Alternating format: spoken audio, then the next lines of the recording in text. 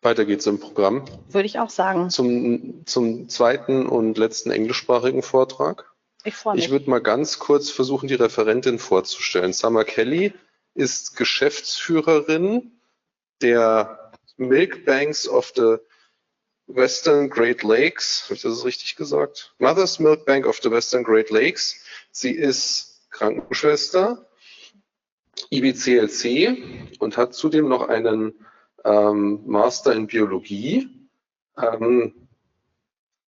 Summer, it's an immense honor that you take the time. You had a little computer mishap, and that didn't stop you from attending here and giving your presentation. I'm really looking forward to it because you already kind of solved what we just drafted up here. We were talking about what the future education of a milk bank technician in Germany could be like, and we're really interested in how you solved that. Yeah, absolutely. So I'm happy to share. And I just hope that I I connected all the things here properly. Just a second. Well, thank you. I'm so honored to speak here today at FMBI-Symposium. So I appreciate the invitation.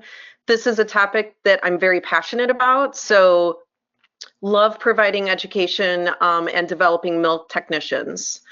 And I do use the word milk technician and lab technician kind of interchangeably, so you might hear me refer to milk technicians as lab technicians as well. And this is my crew here. This is some of my milk technicians right here in the photo. Okay, so here are my disclosures. I have no commercial interest to disclose. And good morning from Chicago. So just to give a little bit of background about myself, I am a nurse and I worked in the NICU as well as the OB department for many years before jumping into milk banking. And I love the molecular components of milk so much that I decided to get a master's in biology so I could study the antibodies and the bioactive components of human milk. And while I was in grad school, I really developed a love of ecology. So I was able to take a lot of ecology classes, and I'm passionate about native prairies. So that is unique to the Midwest here in the United States. And this is a photo from my backyard. So I like to garden and attract bumblebees and butterflies. So if you guys come visit Chicago, you can come hang out in my garden. And this is my family. So you can see on the left side, that is my youngest son with me at one of the museums in Chicago. We have fantastic museums here. So that is us at the planetarium.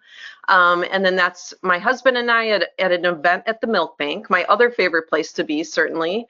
And on the right is my oldest son who works at the milk bank. He's a milk tech. So that's exactly what we're talking about today. Very proud that we have 2 generations of milk bankers in my family. And then it does seem like I'm outnumbered by men, but I do have my little princess at the bottom, little Luna. So, and here's a fun fact, Luna also works at the milk bank. So she serves as the assistant director of the milk bank. She comes to visit once in a while, but she is not allowed in the lab. So there are strict rules about that. And this is our crew, our team at the milk bank.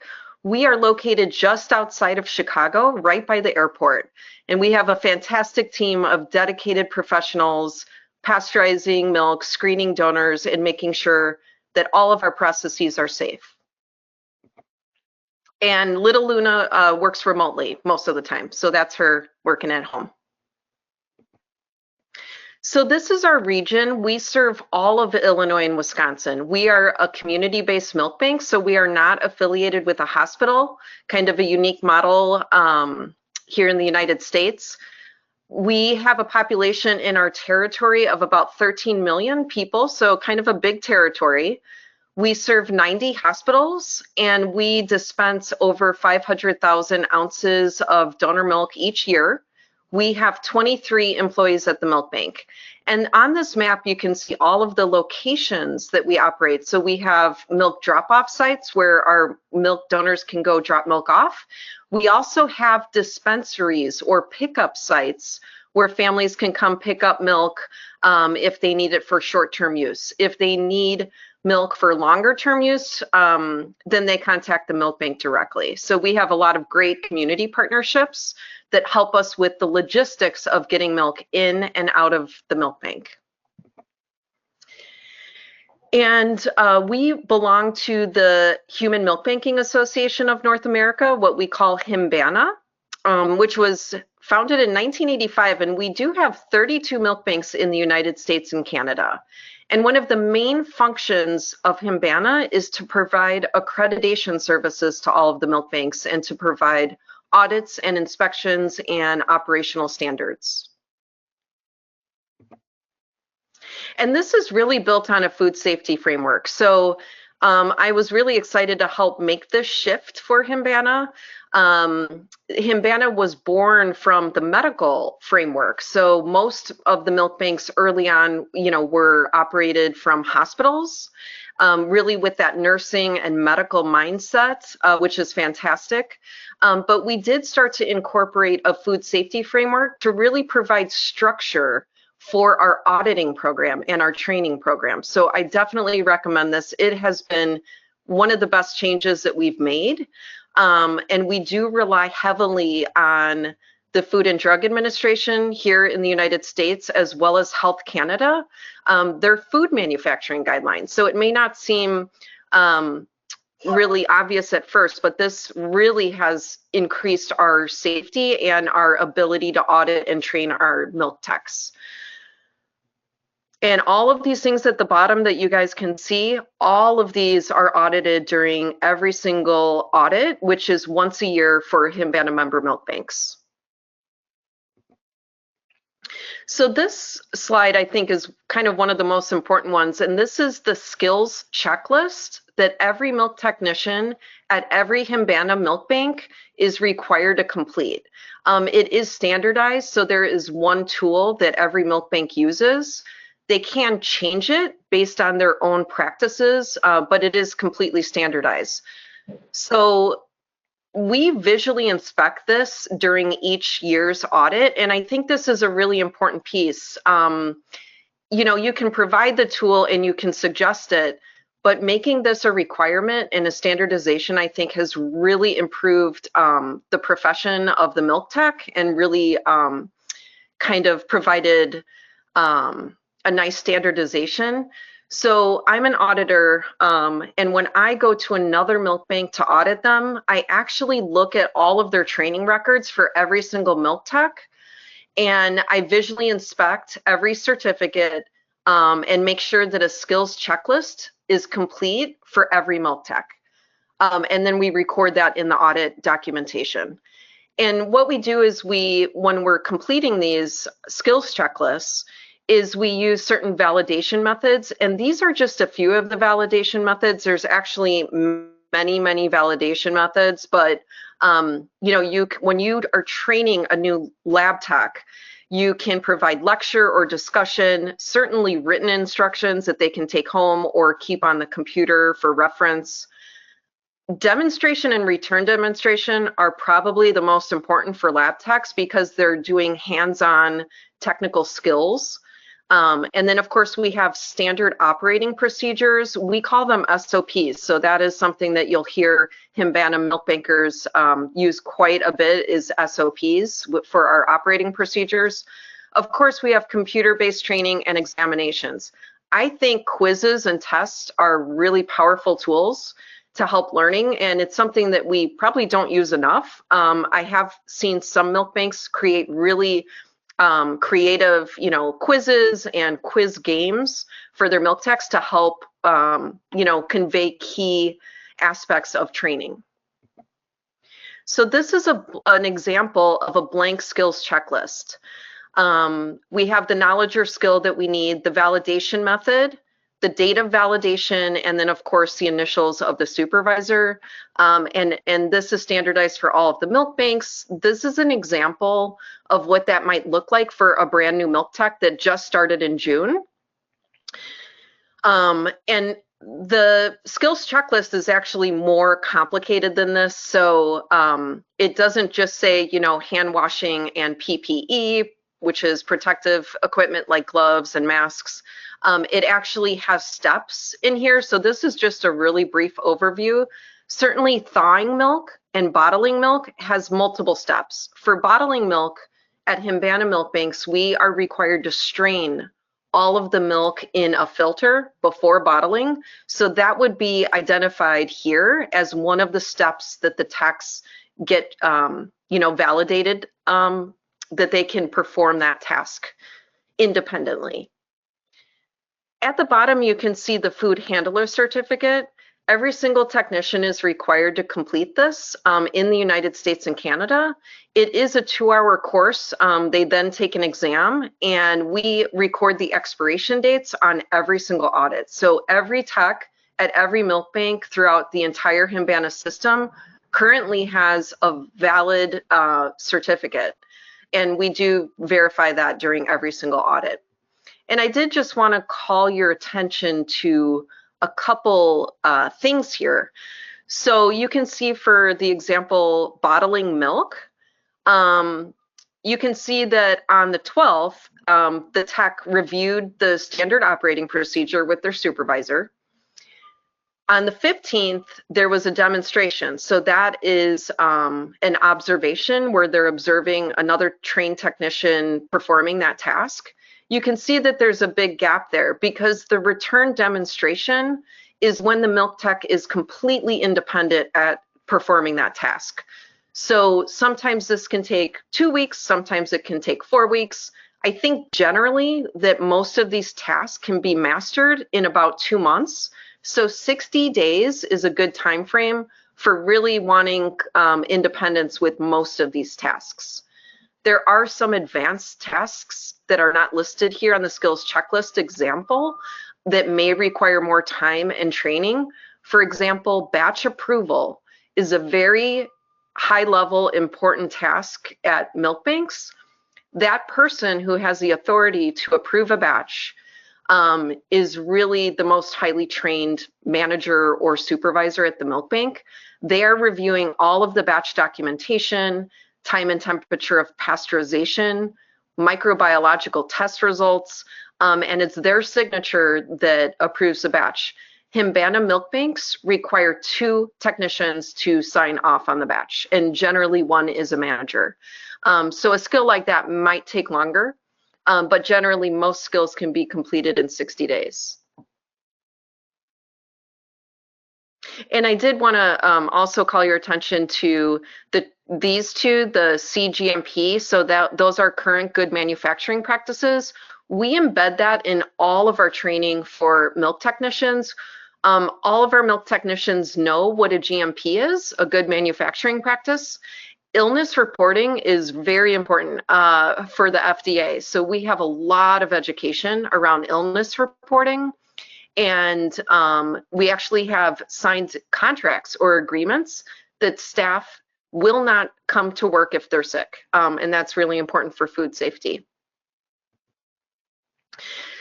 This is an example of our milk bank's employee illness reporting agreement. Your hospitals may have an agreement like this already, or education that they provide to the milk techs. If not, I would recommend, creating a form like this. We do have our staff sign this once a year.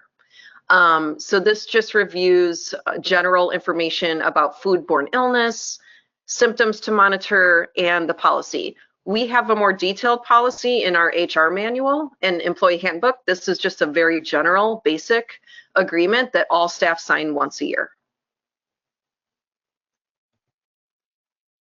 And I want to talk just for a minute about the food safety training certificates that a lot of our milk techs have.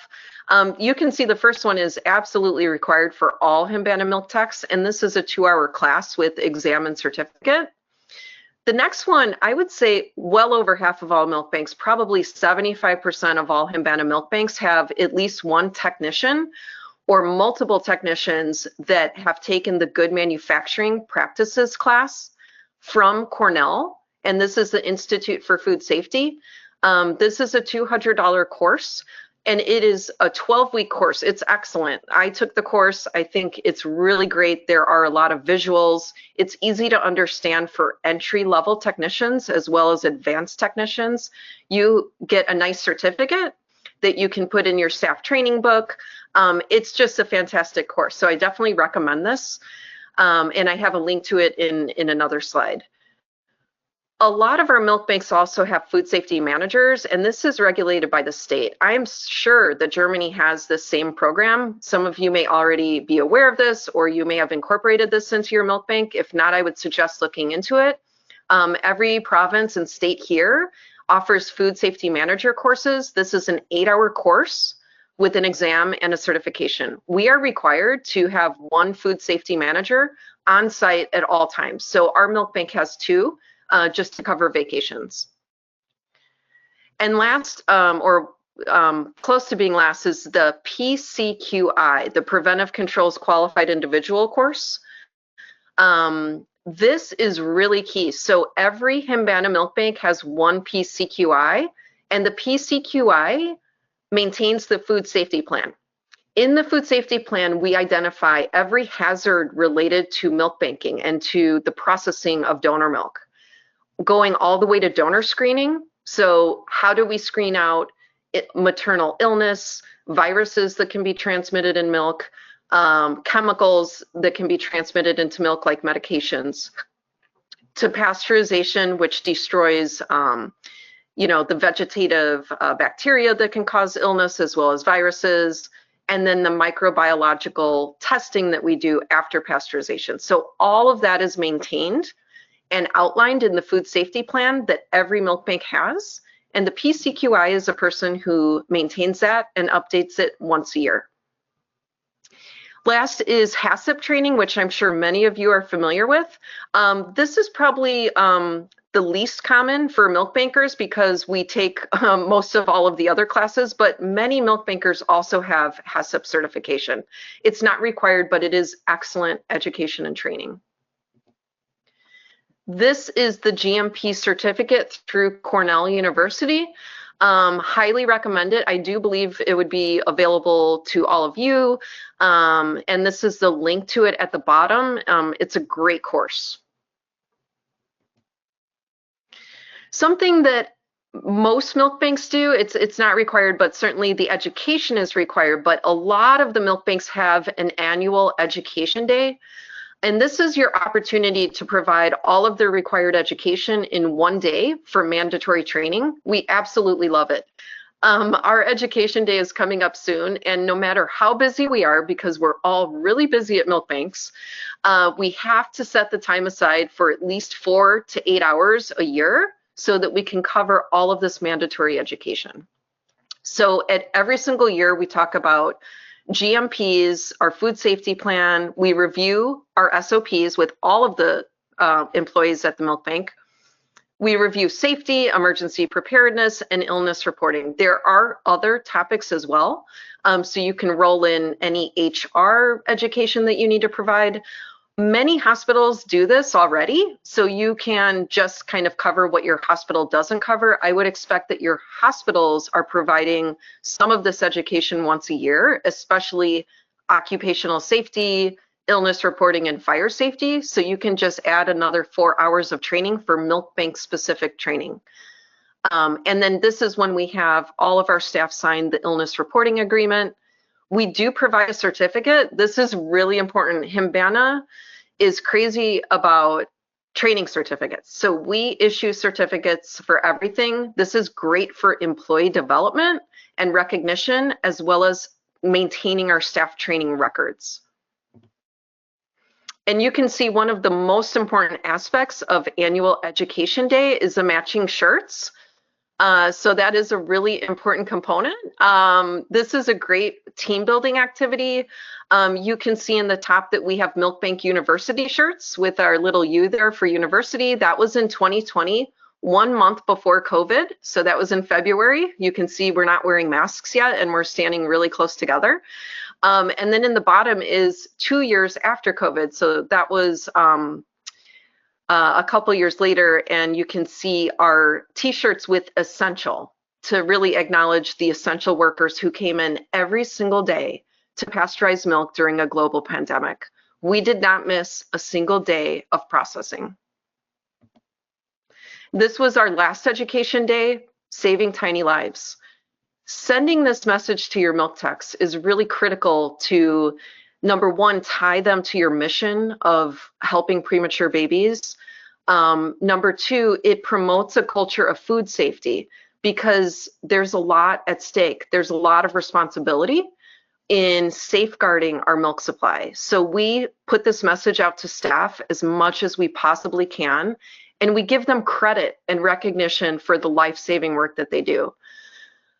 Milk techs are really the heartbeat of a milk bank. They're the ones that are doing the manual labor of milk banking, pasteurizing and processing the milk, bottling the milk, and making sure that it's safe for our premature babies. The more we can celebrate milk techs, the safer our milk is going to be, and the more that the milk techs will be tied to our mission and enjoy working at the milk bank. And so something that we need to do that we often overlook, I think, especially, you know, me being a nurse in the hospital, I kind of take it for granted that everyone knows about premature babies and that everyone knows about, you know, the clinical needs of our patients. And that's not true. If your milk bank hires technicians from the nutrition department or from possibly outside of the hospital setting, or from another department, these people may not really understand premature babies and their clinical needs. So we have a monthly staff breakfast, and every single time that we meet, we start with an impact story. How has the milk that our milk techs have processed helped a baby or a family? And one of our nurses provides clinical education. So you can see here at the top, we have a premature baby. This is baby Lennon. And during this breakfast, the nurse actually presented quite a few slides about premature babies, how they're born with underdeveloped GI systems, how donor milk is, you know, life-saving, how it prevents necrotizing enterocolitis. Not everyone knows this, and the new milk techs coming in don't have this knowledge, and this really empowers them to prioritize safety. At the bottom, you can see one of our outpatients. So this is Lizzie. Lizzie has spinal muscular atrophy, or SMA, and she's been using donor milk now for 18 years. It is the only source of fat that she can absorb through her feeding tube. And so we're happy to continue to provide her with nutrition so that she can, you know, stay healthy. And then on the right, this is another story that we share with our staff, how we support bereavement donors. 10% of the milk that we process at our milk bank comes from moms who donate milk after losing a baby, after perinatal loss. And sharing these stories with our milk techs is so important and meaningful. When they go home and they talk to their families, they have pride in the work that they do to not only help save the lives of premature babies, but to support families in the community who donate milk, especially those special donations for when families donate to honor their child that has passed away. So this is a really important part of the education of milk techs that we need to continue to share. So this is kind of summarizing a milk tech training standardization program. Number one is to use a food safety framework to really provide that structure for your food safety training. And you can possibly require food handler certification. I think it's great. I think that the more milk banks around the world kind of adopt this, you know, kind of marriage to the food safety framework, it really improves the structure of our milk tech training program. You can create a universal milk tech skills checklist that is used by all FMBI milk banks. And all of your techs can complete this within 60 days. You can customize it for your own milk bank. If your milk bank pasteurizes milk, then you can have extra competencies and, you know, training skills related to that. If you use a nutrition analyzer, you can add that to your checklist. So it certainly should be tailored to your individual milk bank. You can incorporate good manufacturing practices into the skills checklist. And then maintain and audit staff training records. And I think really the second part is the most important of auditing these staff training records. All of these are kept in a file or a binder, really organized. And then we can audit these training records annually. So that can be the milk bank manager, it can be the nursing director. Someone should come into the milk bank and look at those training records every single year and make sure that they're up to date. You can create a standardized audit tool that all FMBI milk banks use with a simple checklist where you record the, all of the education. And then provide an annual education at each milk bank with your certificate. Make it fun. It can be a festival. It can be Oktoberfest. It can be back to school. It can be a summer themed. And then if you have like a lot of food, of course, the milk techs love having food and treats. You can play games and really have fun with the education that you provide. And then you can have FMBI sponsored milk tech education with a certificate. It can be virtual or in person. And really the key point is milk technicians are highly trained professionals. I say this all the time. Every time that I speak to a group of milk techs nationally or internationally, I convey this message. This is a career. This is a professional career. And the more that we can do to standardize this and promote and lift up milk techs, the better. This is an example of annual or training that Himbana provides to all Himbana milk banks every 2 years. So I'm sure that some of you guys have been to our conference that we hold every 2 years. But I'm also sure that none of you guys have been to the symposium that we hold on the other years, because that is only open to milk bankers within Himbana. And we provide that education to milk techs. So we have a symposium once every 2 years. And we invite milk techs and donor screeners to come for hands-on education specific to milk banking. It's not an international conference. We don't talk about research or clinical stuff. We talk about the work of milk banking. This is an example of a certificate we gave in 2019 for thermometer calibration, equipment maintenance, chemical testing, sanitation, and record keeping that the milk techs who attended this symposium in Chicago received from all over North America. And then professional development, I think for milk techs is really key. Teach your milk techs fun lab skills. You can see here on the left, Markia and Maria, two of our milk techs, are learning how to use a microscope. They didn't have that hands-on experience before, and you can provide lab coats. This may be the first and only lab coat that some of your lab techs receive, and it really promotes professionalism. I am really happy to report that Markia, the milk tech on the left, was accepted to a master's program in environmental biology. So she left the milk bank to pursue a graduate degree in biology, working with the environment, which really makes me happy. And then Maria left to take a great job at one of the leading research institutions in Chicago. So we're a launching pad. We develop and lift up milk techs. We hope that they stay at the milk bank, but if they leave and do great things, go to nursing school, get their graduate degree in biology or chemistry, we support them. And this is a really important part of milk tech training. Another thing is we give all of them business cards. I know that's old fashioned. Maybe I'm a little bit older, but all of our milk techs within like the first month get business cards with their name and their title. And this really, I had one tech come to me and said that she almost cried when she got her business card because it meant so much to her. So some little things like this, any way that we can, promote professional development of milk technicians, it's really important.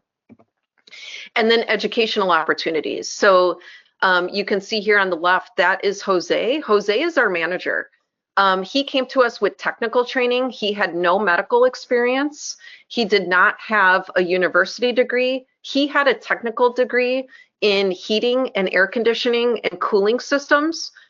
So he worked on, commercial machinery and in warehouses.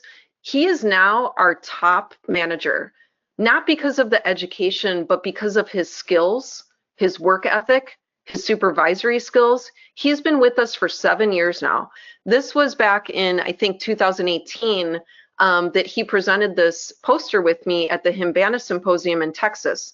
That was the first time he had ever flown on a plane. And the milk bank promoted this and brought him down to Texas to present. And now he is leading our initiative to move into a new 15,000 square foot facility, drawing, working with the architect with architectural plans. He maintains our food safety plan. He is PCQI certified. You can do so much with a motivated, loyal employee and provide on-the-job skills training for him. On the right, you can see Isaac. We call him Iceman because he handles all of our dry ice for shipments. And Isaac is just thriving. He is doing so well at the milk bank. This is really the joy of my life, is seeing these milk techs develop and grow professionally. And this is something brand new that Himbana started. It's a lab operations education group only for milk techs and for milk tech managers. So this is to develop and share food safety. We're going to meet quarterly, and we're going to provide one educational opportunity a year, which is going to be a virtual training. And it's all designed by them. So it's not me coming and providing the training or one of the doctors or nurses. It is the milk techs developing their own training and presenting that to fellow milk bankers and milk techs throughout the Himbana system. So I'm really excited that we're starting this program. And that kind of concludes my presentation about milk tech training. Thank you so much, and I hope to see you all in Austin, Texas in April of 2024 for the Himbana conference. It's going to be great. We're going to have a lot of international speakers. And I also hope to see some of you at EMBA. So I'm really excited to travel to Spain, to Madrid in the fall, in October. I can't believe that's next month already. And then we will see you there.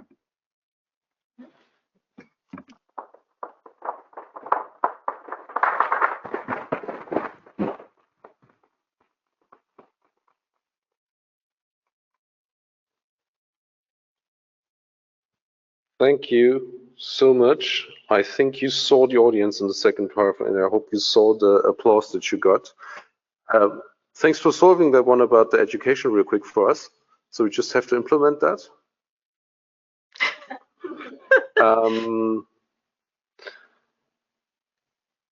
In your mind, like, I don't know about, I hope somebody here knows about all the, is there something like that in Germany, like these food regulation things, these food stuff that we can send somebody to? Do you know about that? Anybody? Ja, weiß jemand, ob es da einfach so eine Lebensmittelsicherheitsausbildung gibt? Dass die Leute, die mit Hackfleisch sonst arbeiten, was machen die denn sonst? So eine Hygieneschulung. Hygieneschulung? Ja. Ja gut, aber das ist ja... Beim Gesundheitsamt und dann hast du ja Hackfleischabitur. This is the first thing, but food handler, okay, so we've just found the German equivalent of the food handler. Oh, good. Yeah. See, you guys are going to have so much fun with this. I'm so excited. I can't wait to hear about your progress. It's going to take us ages to navigate all the bureaus in Germany. Daniel. Yes, dear Summer, thank you so much for this interesting talk. So many impressions. I just don't know where to start to set up a program like this. You have a lot of mandatory aspects from your regulation, and we hardly have any. So the mandatory aspects aside, how did you define what to teach the assistants? Because you have technical skills, okay, but there are a lot of skills. I mean, you could start at the history of milk banking, neonatal aspects, milk analysis, what is human milk from how to say, biochemical point of view. How did you define what to teach? Yeah, the majority, that's a great question. The majority of the training is focused on the skills in the laboratory, because when the techs come in, they're cutting bags of milk, they're thawing milk, they're straining the milk. We do provide some education, and this education is not mandatory. It's like optional education for the milk banks about the composition of milk. We focus a lot on antibodies.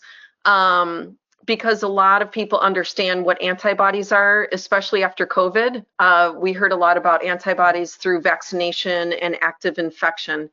So you can create, you know, it's kind of moving away from the medical model of human milk and the clinical model to more of a technical, skills-based food safety model. And that'll take time. It's a framework and a philosophy change. But I do think that providing clinical education and education about the components of milk and how special they are is is really important as well. But really the main focus is the work of the milk techs in the lab. Okay, thank you.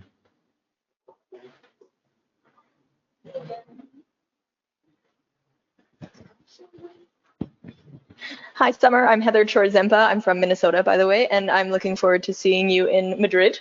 I had a couple of questions.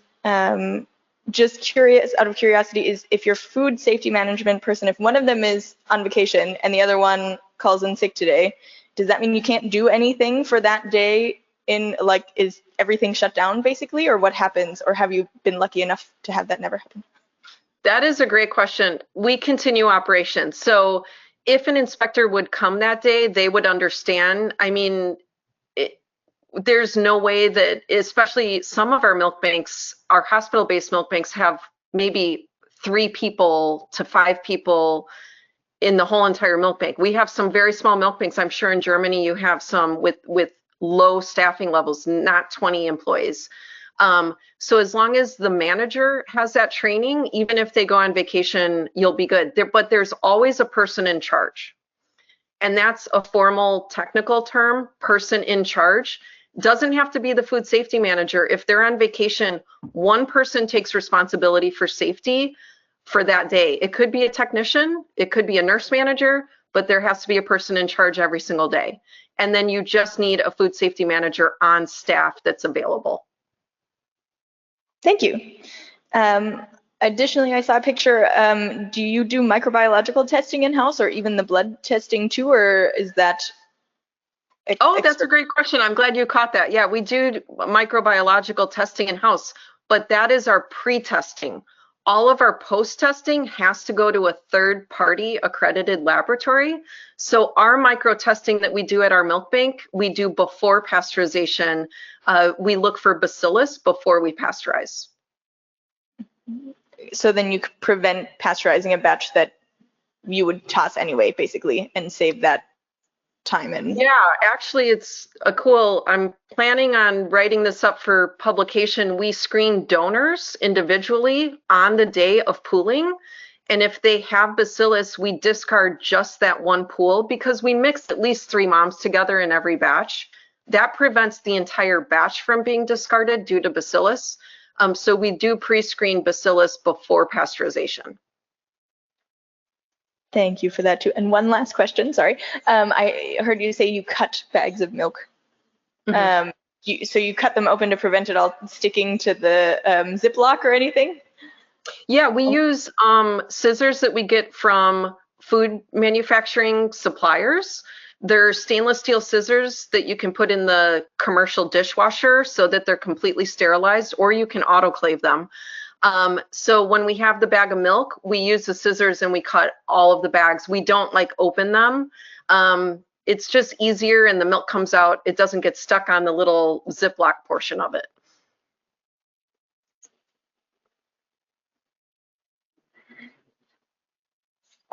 Hat noch jemand eine Frage? Gillian.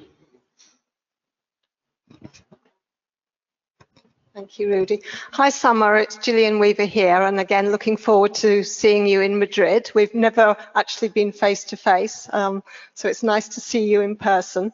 I wondered if you could offer some advice, not just for here in Germany, but sort of Europe in general. Milk banks tend to be much smaller operationally. We've got smaller geographies, and milk banks tend to have a more local, smaller remit, and so have far fewer staff. which makes it more difficult for everybody to be able to cover training things. And I just wondered how closely you work with other milk banks. I know I recognise your biannual meetings and the role of Humbana, but do you twin with other milk banks, or do you collaborate with other milk banks to be able to cover things that maybe one milk bank doesn't have necessarily the expertise? Or That is such a great question, Jillian, and I can't wait to meet you at EMBA as well. I can give you a couple examples. So we do have some very small hospital milk banks here at Humbana with 3 to 5 employees. And that's tough. I used to work in the hospital. I know that staffing is tough at some of the hospital milk banks. One example I can give you is, and this is, I guess, a technical skill. First of all, the training requirements are the same. So we do require the food handler and the manager course, even at the small milk banks, and they're able to comply with that. But some of the milk banks just don't have the capacity for nutritional testing. And so other milk banks offer to test their milk for nutritional analysis. So there's relationships where some milk banks will send samples for nutritional analysis. There's also a lot of sharing. You know, that's the beauty of nonprofit milk banking, is that we share with each other. We can cover each other with milk. For example, we had one milk bank that, due to staffing issues, had to suspend operations for 3 months, and all of the other milk banks served their hospitals during that time. So certainly with milk, with research and testing, we rely on each other. But the training is still required even at the small milk banks that we have those, checklists and the handler's certificate. Thank you. Thank you. And safe travels when you come to Madrid. I look forward to seeing you. Thank you. Gibt es noch Fragen aus dem Auditorium? Wenn nicht, hätte ich noch eine. Es geht nochmal um den Mangel an Formelnahrung, der uns hier sehr bewegt hat. So, Summer, is there still a shortage of formula? Is that still a topic? Wow, that's a great question. I follow that very closely. We don't have a shortage right now, but there have been several safety incidents at formula companies, and I just read multiple companies in the United States with recalls and failures of safety systems. So it's something to keep our eyes on. It can happen again. Something really cool here is that our demand for donor milk went up. Certainly we had those children with kidney disease and special medical needs, and we provided donor milk to them because they could not get their specialty formula. And we also had parents calling us, from the parking lot saying they couldn't find formula. So our demand went up 20%. At the same time, moms watching TV and reading the news were calling us to donate milk. So our supply went up 20%. That is such a beautiful thing that moms, step up to help other families. I mean, that's the whole model of milk banking, right? So it just was really beautiful to see that during the formula crisis. I think it can happen again, but right now we're good on our supply.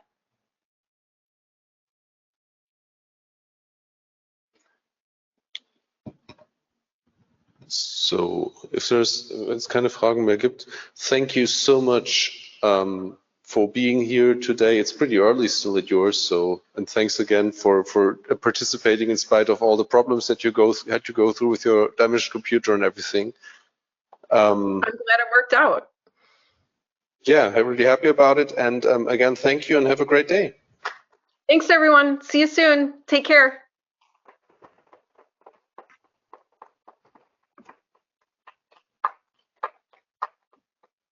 Das ist dann auch das Ende dieser Session, ne? Ich gebe zurück an Daniel.